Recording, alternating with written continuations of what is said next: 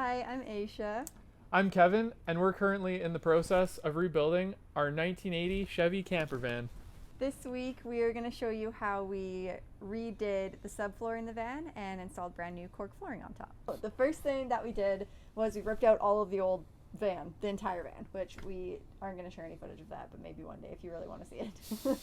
And then after that, we had to prep the metal base of the van floor. We were super lucky. There was no rust or anything. There was just quite a few holes from the previous build drilling right into the metal body. So luckily Kevin's a welder, and we patched all those holes and then sprayed them with a bed liner to make sure that they wouldn't rust through. We did construction adhesive underneath 1x2 wood slats to lift the subfloor up just a little bit so that we could put some insulation underneath it. We created a grid pattern, and the boxes were 16 inch by 16 inch, which is like a standard size. It looked pretty cool. We did that so that we'd be able to insulate underneath the subfloor because that was important to us. Yeah, because we live in Canada and it gets really cold here. And we are going to be in here year round. We also wanted to be able to drill the subfloor into the wood and not into the metal again, because we want to avoid any rust or holes on the bottom. After we finished that grid, we laid down Havelock wool, which is the insulation we chose to use throughout our entire van. We looked at all the insulation when we pulled it out. It was 40 years old and there was virtually no mold or rotten insulation. So we think our van is like pretty weather tight, but still we want it to be safe with that. It's a nice peace of mind. It has an R value per inch of 3.6, and 2-inch bats are R7. So the thicker we did our walls, the higher the R value. We did 2-inch bats, so we have an R value of 7. Yeah. So wool's pretty good on that. It is also really, really good at absorbing noise and reducing unwanted noise, which is important when you're living in a van because it is a little bit noisier. So we've put sound deadening everywhere, and then we'll also have the wool, so it should be nice and quiet in here, which will be super, super nice. And wool is also sustainable because it's a renewable and biodegradable source, and it's compostable, and so overall its carbon footprint is super low. Yeah. The other nice thing about it that we both really liked, because we were really eager when we bought it and we opened it up super early and we had to constantly keep moving it in and out of the van as we were doing other things, it doesn't make you itchy at all. Yeah, that was wonderful. Yeah. Probably like 30 times now. Oh my gosh, yeah, I think we bought it back in September. Yep. And we were like, we got to open this tonight because it needs 24 hours to fluff up, and we're still not finished installing it. So many hours since then. And it also doesn't off gas, which is important because we're in such a small space. Although now that it's been sitting out for so long, I don't think that's a really big deal, but that's okay. So yeah, it's a great option. It is a little bit more expensive, but when you're doing such a small space, you have a little bit more wiggle room, which is nice. For sure. After the insulation, we laid the plywood subfloor. Yeah. And the plywood is that we used is a shop grade plywood, which means that it's smooth on both sides, and it was 3/4 inch thick. And the fact that it was smooth on both sides means that we did not have to smooth it out before we put the final floor on. Yeah, which saved us a lot of time. And so before we cut out the plywood subfloor, we laid down a big piece of cardboard and we measured everything out and made kind of like a mock subfloor, and then we just used that to trace out the pattern that we needed for the actual subfloor. And we had to do it in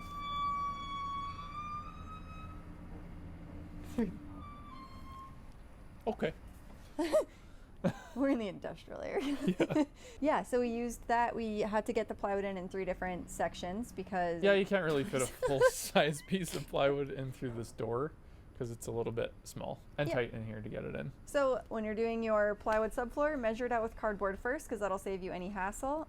Make sure you sand everything smoothly if you're not using shop grade plywood, and you'll probably have to make a few minor adjustments once you do have your wood, but so I guess it's always better to have it a little bit on the extra side because you can always take a little bit off if you need to. Yeah, for sure. Then is the final step, the fun step. We installed the cork flooring on top of the subfloor. So you got to make sure the subfloor is super, super clean. So we swept it off a whole bunch. Yep. You can use a shop vac to vacuum it off. We did not do that, but we maybe should have. Yeah. And then we used a glue that is like an adhesive to stick plywood together. So because the cork floor is a wood product, it's porous, and the glue kind of like gets into the pores of both the plywood and the cork, and then it really bonds them together well. Hopefully it won't move with like the weather shifts. It seemed okay though. We installed it inside the shop, inside a heated shop, so it was probably plus 15, plus 18. Yeah, at least like 15 or so. And then it went out that weekend. Celsius. Yeah, it went out that weekend after 24 hours of sitting inside, and it instantly went to negative 20, and everything looks perfect still. So we're super happy with that. I think it should hold up. We'll see. Only time will tell. Yeah, exactly. It's hard with the van. Vans are constantly shifting and moving, and they're in temperature changes and everything like that. It was so funny. I don't know if this, we might take this out.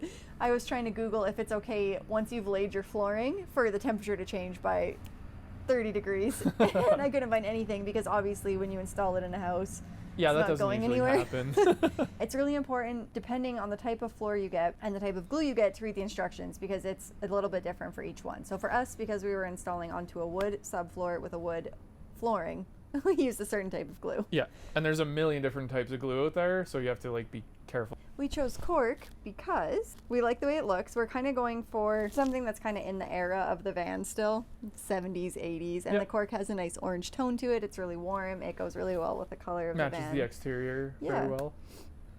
And it's also like sound deadening.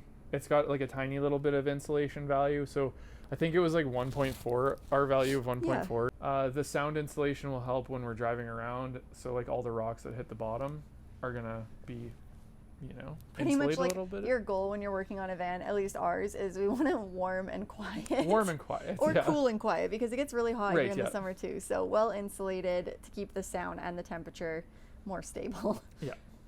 Cork is also super durable, I guess. Right. It's a softer floor, but it tends to bounce back. So a lot of the like indentations and stuff aren't permanent. And I guess if you treat it well, it can last like up to 40 years, which is super awesome. That would mean the van would make it to 80 years old, which would be crazy. That would so be crazy. The Cork should last for the rest of the van's life. I hope so. It's super healthy too. It's naturally resistant to mold and mildew, and it's antimicrobial.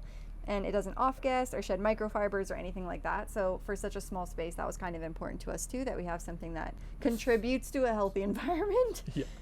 This is cool, and I didn't know this. Cork is fire resistant, so it will melt or ignite only at extremely high temperatures. So that's really interesting. if our van catches on fire, it might help slow the damage. The flooring is all the same.